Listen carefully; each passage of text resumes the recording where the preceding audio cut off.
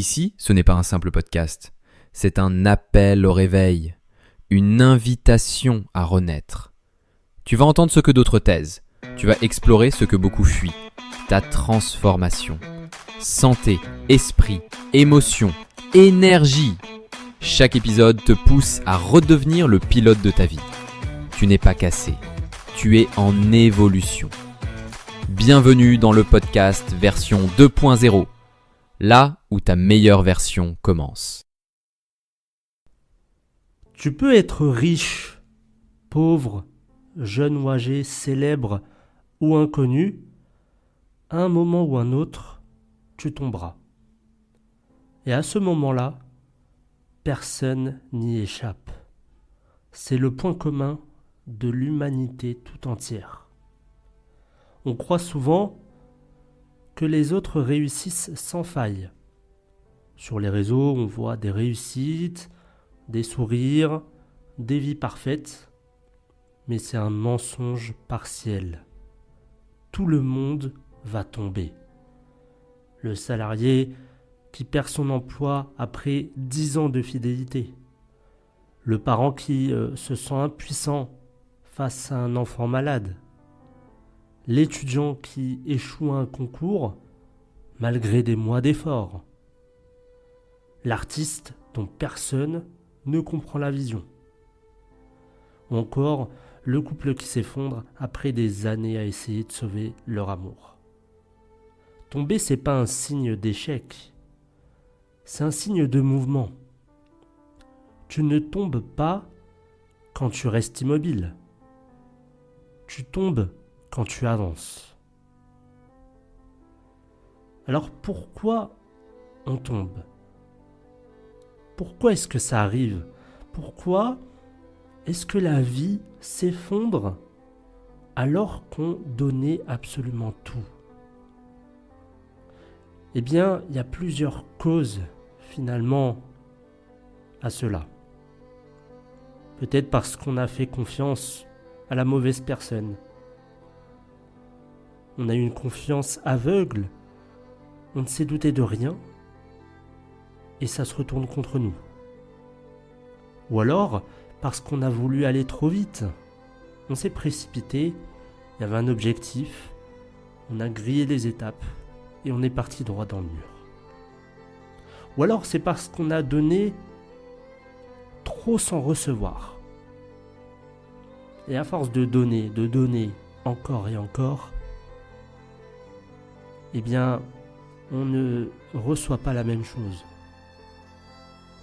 Ou alors parce qu'on s'est oublié à force de vouloir plaire, de vouloir réussir, ou alors de vouloir être aimé. Et parfois, c'est la vie elle-même qui nous fait tomber. Un accident, une maladie ou une perte inattendue. Tomber, ce n'est pas toujours ta faute, mais te relever, c'est ta responsabilité. Il y a ce moment où tu es seul face à toi-même. Et ce n'est plus la chute qui va compter, qui compte, mais ce que tu décides maintenant. Il y a des exemples très concrets. Le matin, ton réveil sonne. Tu as le choix. Soit tu te lèves, ou soit tu restes au lit.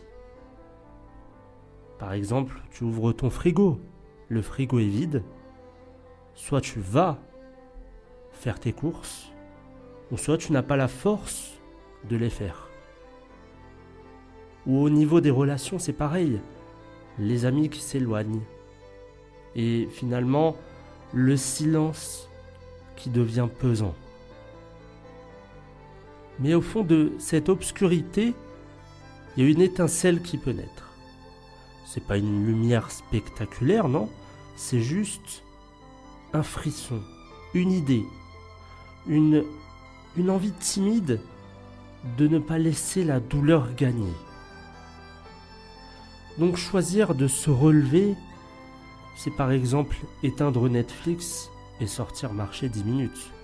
C'est répondre à un message après une semaine de silence. C'est se regarder dans le miroir et dire « Non, pas aujourd'hui.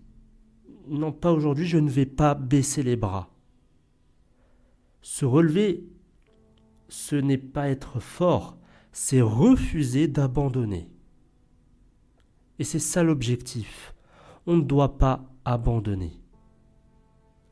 Et il y a des histoires qui sont vraies de célébrités qui sont tombées, mais qui ont fait le choix de se relever. Par exemple, Oprah Winfrey. Elle a été pauvre, elle a été violée à 9 ans, elle a été enceinte à 14 et son bébé meurt. À 22 ans, elle est virée d'une chaîne de télé. On lui dit qu'elle est trop impliquée émotionnellement. Et on connaît la suite. Elle deviendra la première femme noire milliardaire et une figure d'inspiration mondiale. Elle aurait pu rester victime, mais elle a choisi d'être un message. On a aussi Michael Jordan, refusé de son équipe de basket au lycée. Alors du coup, il va s'entraîner seul dans sa chambre en pleurant. Et tous ces entraînements ont payé parce qu'il devient la plus grande légende du basketball. Il n'a pas été choisi, eh bien il s'est choisi lui-même. On a encore Lady Gaga qui a été moquée pour son nez et rejetée par plusieurs labels. Elle a été humiliée à ses débuts. Et regardez aujourd'hui, Grammy Awards, Oscar et des fondations humanitaires.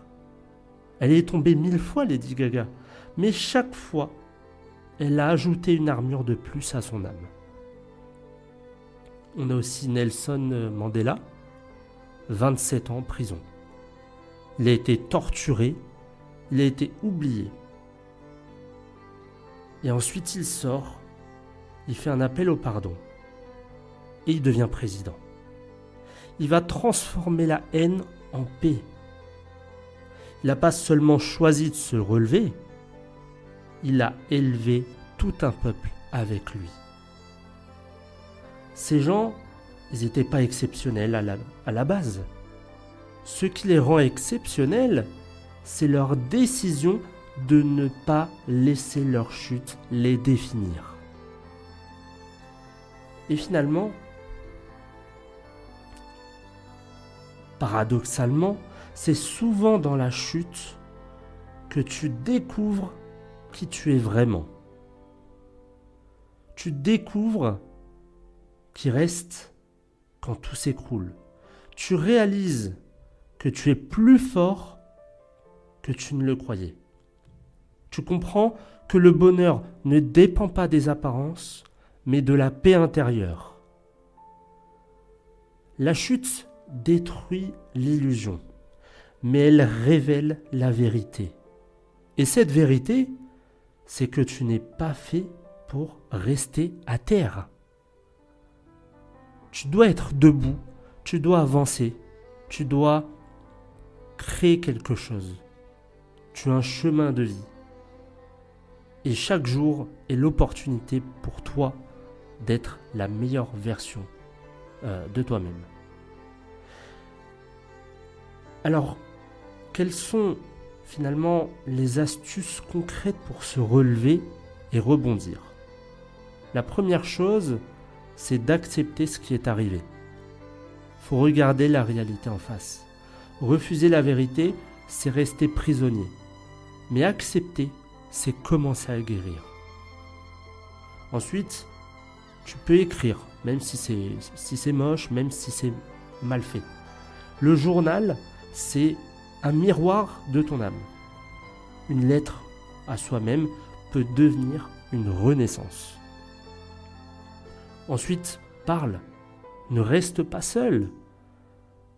Il faut trouver quelqu'un, un ami, un thérapeute ou même un inconnu qui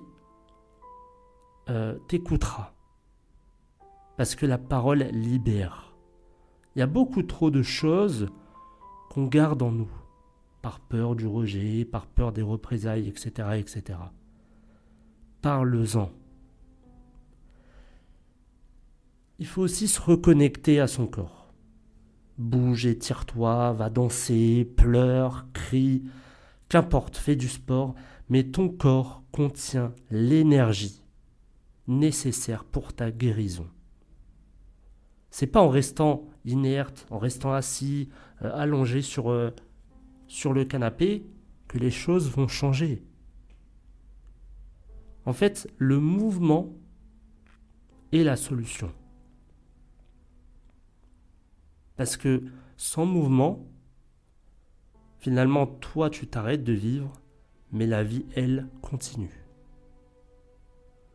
Fixe un objectif de 1% par jour.